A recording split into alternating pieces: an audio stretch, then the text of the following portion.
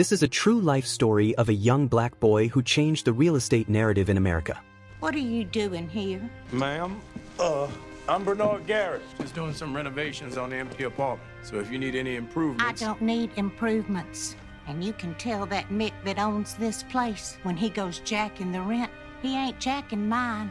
Yes, ma'am. Mr. Barker was very clear about your lease when he sold me the building. Don't you sass me, boy. This is a white building. You can't own this place. Despite all the challenges he faced, his determination prevailed and he became a hero. Let's work our way down. Bernard Garrett. Yes, officer. Is there a problem? We received a complaint about you. Miss Cooper in apartment 28 is not like you working in the building. Why not? She said you were impersonating the owner of the building. I do own the building, officer. All the paperwork's filed downtown. I keep a copy with me just to be safe. This actually looks real. Welcome back to Flick Recap. Enjoy the story. Yeah, I guess so. Sorry for the inconvenience. The story begins in Willis, Texas, in 1939, where Bernard Garrett works as a shoe shiner outside a bank. While polishing shoes, he often listens to customers discuss business, money, and real estate investment. One day, as Bernard eavesdrops on a bank meeting, a police officer noticed him and chased him away. That evening, Bernard's father noticed his finance notebook and praised his intelligence. However, he warns him that no white man will allow him to succeed financially, no matter how skilled he is. Despite this, Bernard is undeterred, declaring his determination to earn a fortune despite the odds. The narrative then shifts to 1954 in Los Angeles, where Bernard, his wife Eunice, and their son, Bernard Jr., arrive to stay with Eunice's uncle, Jackson. During dinner, Jackson mentions that Northrop is hiring black workers and suggests Bernard get a job there. However, Bernard declines the offer, explaining that he plans to venture into real estate. Jackson laughs at Bernard's ambition and doubts his chances of success. In the meantime, Bernard rents a shed in the Jacksons' backyard as they save for a place of their own. The next day, Bernard gives his cousin Tony a ride to work. After seeing Bernard's car, Matt, who is Tony's friend, becomes curious about what he does for a living. Tony proudly responds that he owns buildings. Bernard is later shown visiting various properties, contacting owners to inquire about prices. One day, he shows Eunice a house in a predominantly white neighborhood that they could afford to buy but currently lack the funds to renovate. Eunice suggests involving Joe, a potential investor she knew before their marriage. However, when Bernard meets Joe, he finds him too carefree and dismisses the idea. Not satisfied with the way he dismissed Joe, Eunice insists that Bernard reconsider and give Joe a chance.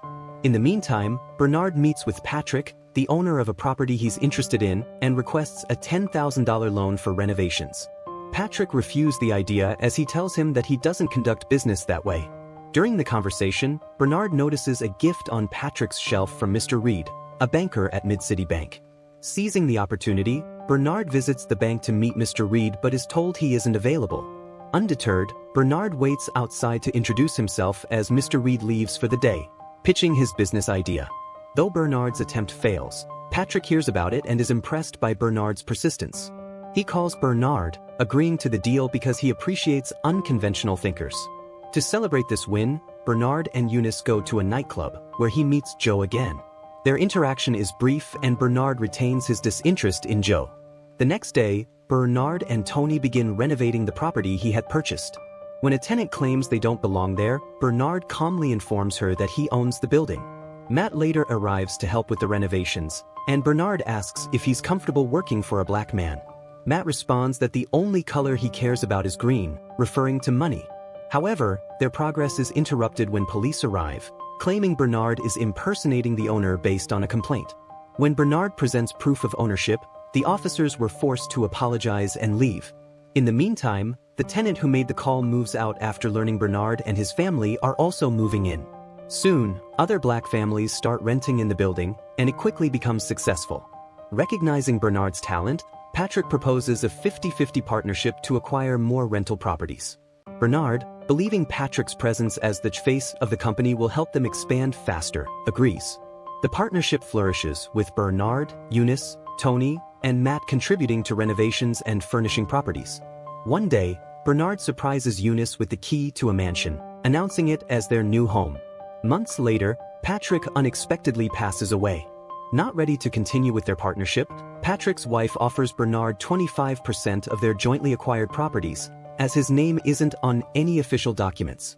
Though Bernard finds this unfair, he has no choice but to accept. While seeking help, Bernard approaches Mr. Reed once more, but he refuses to meet with him. Frustrated, Bernard has a great insight while leaving the bank. He sees the financial firm's leasing space in a large bank-owned building, and that was when he realizes owning such a property could give him leverage in securing loans, especially since Mr. Reed's bank is housed in that same building. Bernard eventually reaches out to Joe, who owns 18 rental properties, and proposes a partnership to buy the banker's building. If successful, they would gain influence over the bank's leasing space there. Joe expresses doubt about whether sellers would deal with them due to their race. To address this, they enlist Matt to serve as the public face of their business. Initially hesitant, Matt agrees after Bernard and Joe promise to teach him everything about real estate. To prepare Matt for his role, Joe teaches him golf, a skill essential for networking with affluent individuals.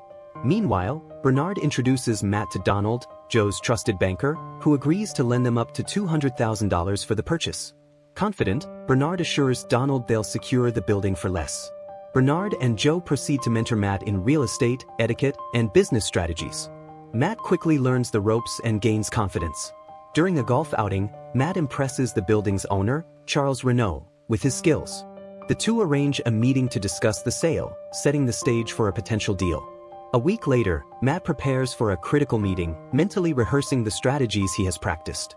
The meeting proceeds smoothly as Matt impresses Charles with his deep understanding of the real estate market and sharp mental calculations. Eventually, they strike a deal for Matt to purchase the building for $1,560,000. Following the acquisition, the group celebrates their success and begins building connections with influential bankers.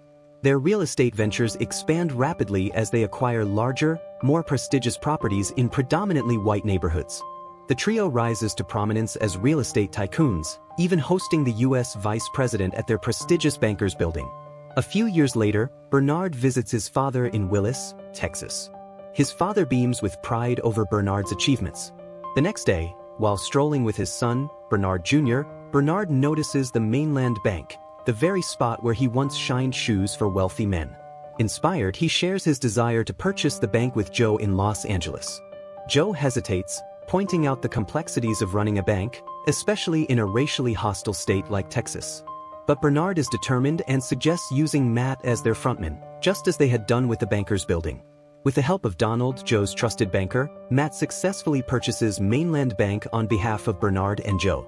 The former owner and his son, Florence, retain a 20% stake. Under the new management, the bank discreetly begins offering loans to responsible black borrowers. Within months, the loans more than double, enabling black families to afford better homes and helping black merchants grow their businesses.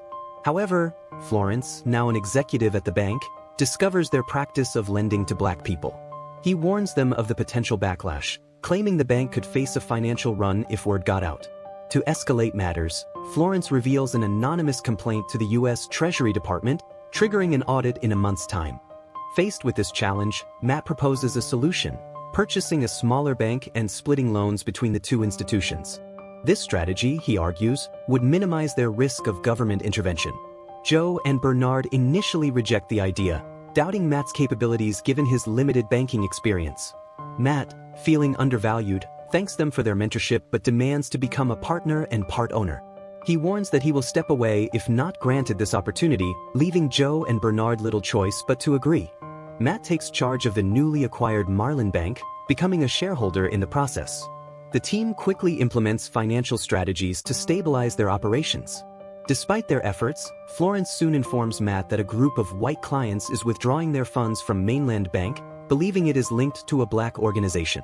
While 5 clients had already left, Florence managed to convince 9 others to stay. The situation intensifies when a federal bank examiner arrives at Marlin Bank unannounced, demanding to review the master records. Matt quickly contacts Bernard for advice. Realizing the severity of the situation, Bernard prepares to intervene. Although initially reluctant, Bernard heeds Eunice's suggestion to disguise himself as a cleaner to provide covert support. Eunice reminds him that she has done the same in the past to help their business. As Matt and the examiner begin their meeting, Bernard, disguised as a cleaner, quietly attempts to assist from outside. However, the examiner closes the door, preventing Bernard from overhearing or helping further. Recognizing the futility of his position, Bernard is forced to leave. Inside, Matt struggles with the examiner's inquiries and excuses himself to retrieve some files. He uses the opportunity to consult with Bernard, Joe, and Eunice, but their advice proves insufficient. Ultimately, the examiner uncovers several bad loans on the bank's books. As a result of this, Joe and Bernard are required to contribute $300,000 of their own funds to cover the bank's outstanding debts, placing their business under considerable strain. Matt feels deep remorse for causing Joe and Bernard to lose $300,000. A few days later, Joe receives an unexpected call from his lawyer, Donald, who informs him that Mainland Bank has purchased $300,000 in bad debt from Marlin Bank. Shocked by this development, Joe and Bernard rush to Mainland Bank to confront Matt, accusing him of fraud for buying bad loans. Matt defends himself, claiming he was trying to fix the problem temporarily. However, Bernard demands to see the bank's books immediately. Before they can proceed, federal officials arrive, announcing that the Treasury Department has revoked Mainland Bank's license. They terminate Matt's ownership, shut the bank down, and order everyone to vacate the premises. As Joe and Bernard step outside, they are arrested. Later on, in Washington, D.C., a lawyer informs Joe and Bernard that state charges against them have been dropped, but federal charges are still pending. The lawyer explains that an Arkansas senator is holding hearings on loose banking regulations, which could impact their case. Meanwhile, Matt faces legal troubles for his role in mismanaging the bank. He is given a choice: either accept a prison sentence or testify that Joe and Bernard orchestrated the illegal transactions. In the end, Matt chooses the latter, testifying in court that Joe and Bernard hired him, instructed him, and guided his actions concerning the loans and money transfers. Bernard is subsequently given two options. He can corroborate Matt's story and walk free, or deny it, risking his testimony being compared to those of several white witnesses. If the court finds him lying, he faces imprisonment. Conflicted, Bernard consults his wife, Eunice, expressing fears that raising the broader issue of racial inequities would jeopardize any immunity deal. Bernard then discusses the situation with Joe, and the two reflect on their years of hard work and sacrifice. Ultimately, Bernard chooses to testify. In court, he cites the nation's founding principle that all men are created equal, arguing that this ideal remains unfulfilled. Despite repeated warnings that he could lose his immunity, Bernard passionately asserts that without access to loans, individuals cannot start businesses, build wealth, or achieve the American dream. His testimony underscores the systemic barriers faced by Black Americans. In the end, Joe and Bernard are sentenced to 3 years in prison. Federal authorities seize all their assets, including 177 buildings they owned and their personal fortunes. After serving their sentences, Bernard is released and greeted by Joe and Eunice. When Bernard suggests they go home, Eunice is confused, reminding him they no longer have a home. Smiling, Bernard reveals a surprising secret. Before his testimony, Matt had been threatened with 50 years in prison if he didn't take the blame.